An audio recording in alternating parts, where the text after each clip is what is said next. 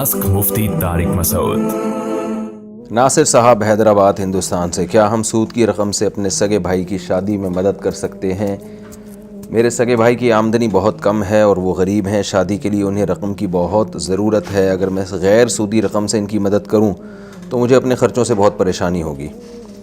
देखें, जो सूद की रकम बैंक में अकाउंट खोल के सूद लेना, उससे ये हराम अमल है, नाजायज़ अमल है। यानी सूदी अकाउंट खोलना ही नाजायज़ है अगर आपके पास ऑप्शन है इस्लामिक बैंकिंग का। अगर ऑप्शन नहीं है तो फिर मजबूरी है।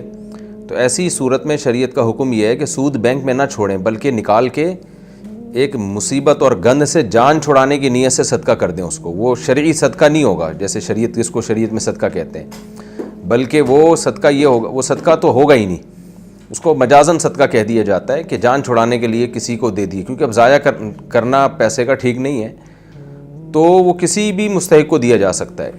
तो अगर आपके भाई की आमदन कम है, आप समझते हैं वो गरीब हैं, तो उनको भी दे सकते हैं। लेकिन नीयत रिश्तेदारी जोड़ना या सदका खैरात या अल्लाह की रज़ा या सवाब, ये सब नीयतें नहीं होनी चाहिए। एक है कि भाई एक गंदा माल है, उससे फेंकना, यानी उससे जान छुड़ानी है मैंने।